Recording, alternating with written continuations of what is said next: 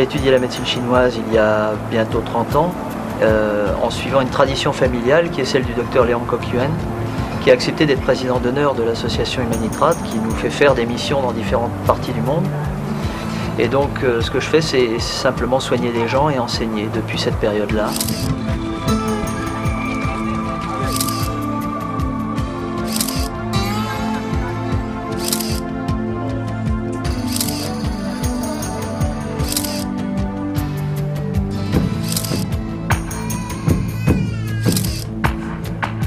À travers ce qui est fait là, je pense c'est de réhabiliter la médecine traditionnelle dans les différents points du globe. Les médecines traditionnelles font partie de ces patrimoines culturels de l'humanité qui sont menacés. Et ça, c'est pas possible. Il faut garder la différence.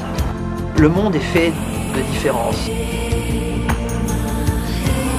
Le rêve, ça serait de participer à ce que les différentes traditions ne soient pas perdues et que peut-être l'une des plus poussées d'entre elles, qui est la médecine traditionnelle chinoise, puisse servir à ce que les autres traditions soient pérennes.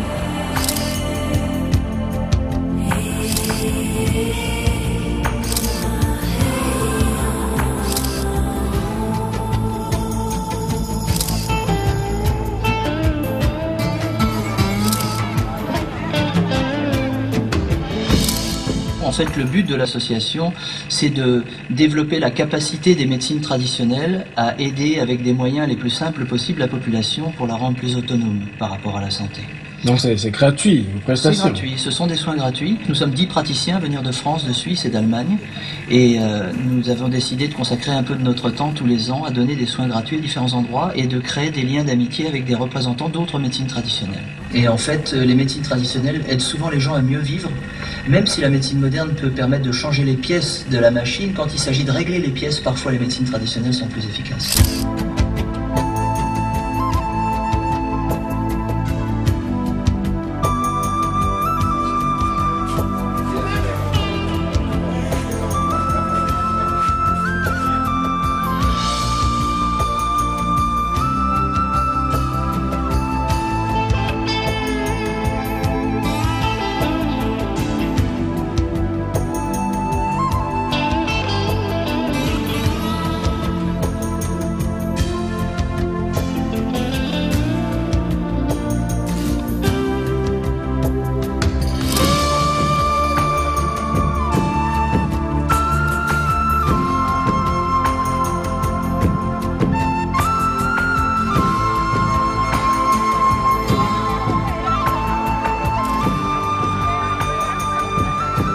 Dans le cas plus particulier du Bénin, j'ai un souhait, j'ai un espoir, disons, puisque j'ai un ancien étudiant à moi qui est installé depuis des années sur Cotonou et que j'ai un ami qui est médecin acupuncteur qui a étudié en Chine.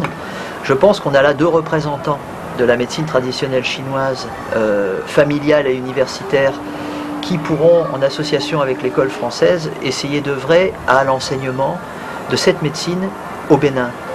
Et comme le roi d'Abomey, le roi Béanzin, nous a reçus bien aimablement, puisque lui-même a appris l'acupuncture à Shanghai, je pense que c'est un signe du destin. Et si on peut aider cette médecine traditionnelle à s'implanter comme il l'a dit lui-même, comme l'a dit le roi Béanzin lui-même, les aiguilles ça coûte rien et on peut soigner plein de choses avec ça. Donc je pense que c'est très bien adapté ici. Et j'espère qu'ensemble on va pouvoir œuvrer à quelque chose qui va se disséminer. On va semer des graines et puis bon, ce ne sera pas moi mais ce seront les générations suivantes qui feront pousser la chose.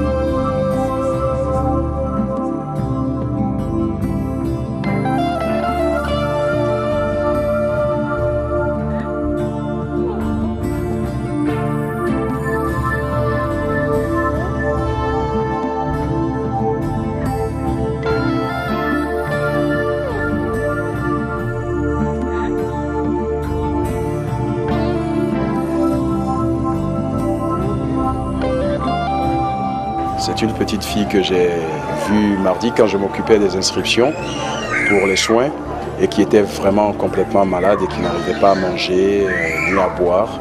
Et voilà, tout de suite, je l'ai fait passer en urgence. Et voilà, je la garde aujourd'hui dans la main parce que je suis heureux de partager donc ce bonheur avec ses parents qui voient que leur fille est guérie. L'expérience de la mission au Bénin a été assez exceptionnelle par rapport aux différentes missions qu'on mène. D'abord parce que le contact avec les tradipraticiens était assez intense, il a fallu gérer beaucoup de choses en même temps, et puis la masse des patients, c'était quand même des personnes qui sont restées plusieurs jours pour avoir la chance de passer quelques minutes sous les aiguilles, et puis des pathologies qu'on ne rencontre pas tous les jours chez nous, c'est du lourd quand même ici. Et donc, et c'est pas un sentiment personnel uniquement, c'est aussi partagé par tous les membres de l'équipe, c'était une expérience très forte. Et la preuve, c'est que la majorité des membres de l'équipe souhaitent revenir parce qu'ils n'ont pas encore digéré, mais dans le bon sens du terme, tout le partage qu'il y a à tirer de cet échange.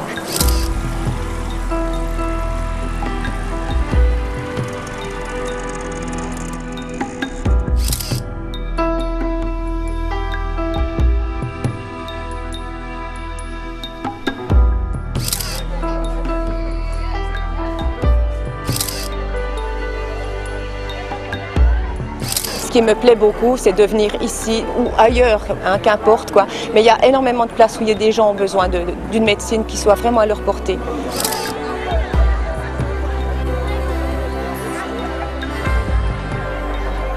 La dame, en fait, elle a le bébé qui est sur le siège, c'est-à-dire il est à l'envers dans le ventre.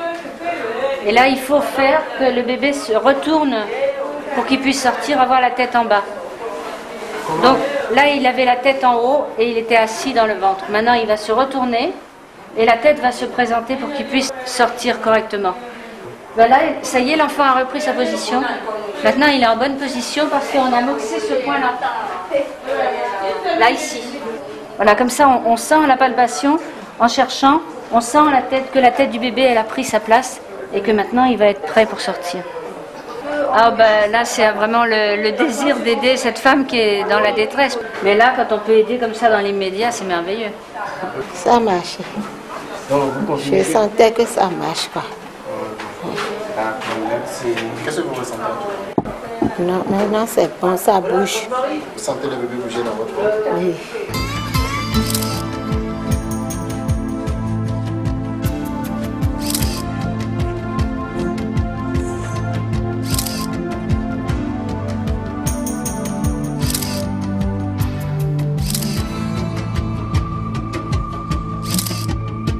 Il y a de plus en plus de monde, ça c'est aussi un signe. Sinon c'est vraiment quelque chose de très riche, de très fort humainement et c'est très dur. Il y a des gens dont la souffrance est tellement forte que ça nous bouleverse. On est vraiment heureux et dynamisé d'être là et de faire ça pour eux. Bon, personnellement, je sais que ça donne envie d'en refaire d'autres, plus souvent. On a commencé à voir des petits résultats sur certaines maladies, c'est que le deuxième jour, on ne peut pas attendre d'avoir vu les fruits pousser alors qu'on a seulement planté la graine, mais il est évident que ça va aller en s'amplifiant. Je suis saine sur la grossesse, mais quand on m'a traité maintenant, ça va mieux. Je savais que le Bénin, il y avait beaucoup d'enfants. C'est un peuple jeune et ça me plaisait de pouvoir apporter ma pierre pour pouvoir soigner un maximum de personnes. Les difficultés, c'est la tâche, la multitude de gens à soigner. Mais les patients, non, ils sont gentils, ils sont très courageux. Soigner, c'est quelque chose qui m'intéresse, qui me plaît et ça me fait plaisir de pouvoir donner. On est une toute petite goutte d'eau dans la mer. J'espère qu'à travers cette mission, on va développer des liens de connaissances avec les tradipraticiens et les personnes qui connaissent bien la tradition ici.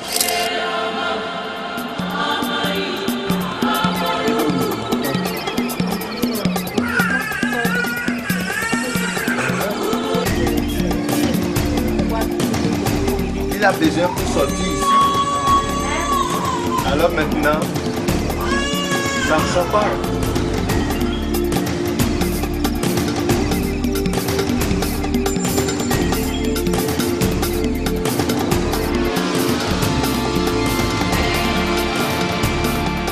Leur objectif à eux, c'est de pouvoir travailler pour pouvoir aider la population. Ça combat quoi? Le paludisme.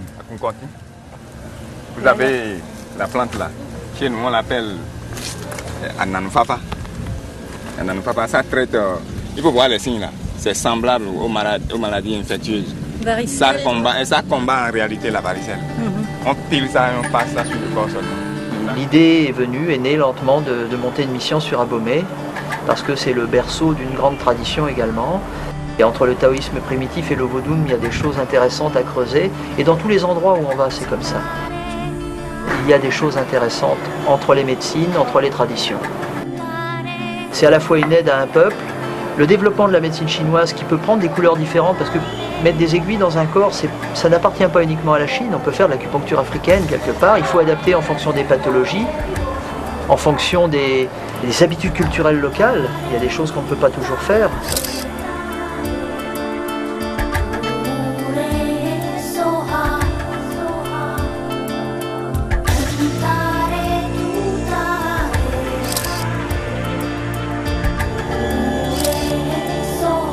La médecine chinoise, elle a 3000 ans à peu près. Il y a plus de quart de la planète qui se soigne comme ça. Ce qui est bien, c'est que ce sont des médecines qui ne coûtent pas très cher. C'est-à-dire que les aiguilles, ça coûte que les aiguilles. Après, c'est le praticien qui peut faire payer plus ou moins cher. Mais c'est pas aussi cher que faire un scanner ou des choses comme ça, vous voyez, ou que de vendre des médicaments occidentaux. Ça, c'est un point commun entre la médecine, les médecines naturelles, c'est de pouvoir soigner avec des produits qui ne coûtent pas trop cher. Land of mountain.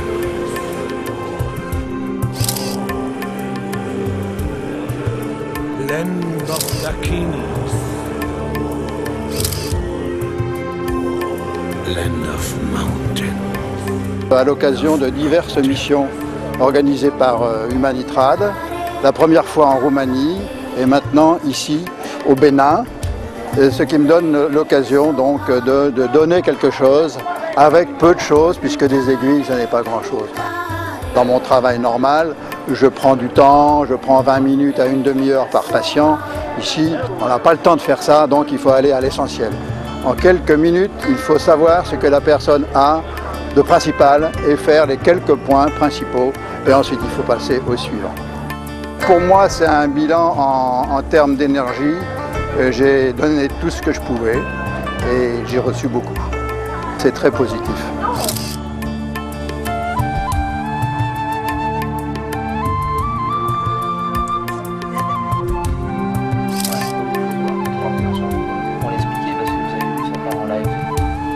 Servi à rien, etc. Dans un continent où le sida ravage les populations et puis d'autres maladies infectieuses importantes, il y a une grosse peur par rapport aux aiguilles en général. Il faut bien comprendre une chose qui est essentielle, c'est qu'une aiguille d'acupuncture, c'est un corps plein. C'est-à-dire qu'il n'y a pas, comme dans une seringue, il n'y a pas un creux à l'intérieur avec du liquide qui peut stagner dedans ou du sang. Les virus, comme celui de l'hépatite, celui du sida, sont des virus qu'on appelle anaérobies. Ils ne se transmettent que dans des milieux fermés à l'air, mais ils meurent à l'air libre. Une aiguille d'acupuncture ne peut pas transmettre ce genre de virus, définitivement pas. Donc, évidemment, si on utilise une aiguille rouillée, on peut toujours attraper une infection, comme n'importe quelle blessure, mais on ne peut pas transmettre ce genre de virus, il n'y a pas de risque. Ceci dit, il faut évidemment nettoyer, stériliser son matériel, pas faire n'importe quoi. Mais l'acupuncture ne peut pas transmettre ce genre de virus pour peu qu'on prenne les précautions minimales.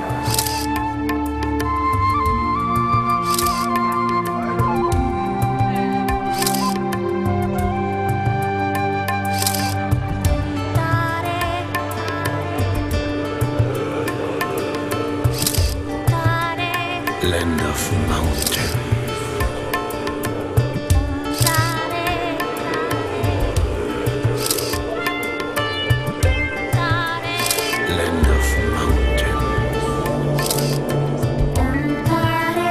Entre les différentes médecines traditionnelles, il n'y a pas forcément la même façon de diagnostiquer et de soigner. Ce que m'a dit un tradipraticien justement à Abomey, c'est que ce qui leur manquait de leur point de vue le plus, c'était la possibilité de faire un diagnostic. Le diagnostic en médecine chinoise est un diagnostic basé sur la nature. On considère que le corps humain, c'est un paysage en miniature, avec des fleuves, des forêts, des montagnes. Et donc, ça peut être accaparé par les différentes médecines. L'humidité, la chaleur, le vent, tout le monde sait ce que c'est. Donc si une personne a des problèmes de chaleur dans le corps ou d'humidité, tout de suite les tradipraticiens ici ont compris de quoi on parlait. Et donc je pense que ça, c'est pas propre, encore une fois, à la médecine chinoise. Toutes les médecines basées sur l'observation de la nature peuvent comprendre ce langage. C'est pas un langage technique, c'est pas un langage abstrait. Et donc ce qui leur manque, c'est le diagnostic. Et on peut donner des éléments du diagnostic chinois parce que pendant 3000 ans, il a été affiné. Et eux, ils peuvent tout de suite le prendre et développer leur vision du corps à l'image de la nature. Et ça ne remet pas en question les divinités, enfin le reste. Mais il y a ça en plus. Et c'est ça qui est important. Si on pouvait développer des notions d'hygiène, développer des notions de respect de la culture, de la tradition, le premier chapitre du Neiqing, cet ouvrage de la médecine chinoise qui remonte à avant Jésus-Christ, explique comment ne pas tomber malade. Si on peut enseigner ça inlassablement aux gens, on n'aura pas besoin des médicaments les plus violents à la fin. Et ça, on peut le rappeler aux gens.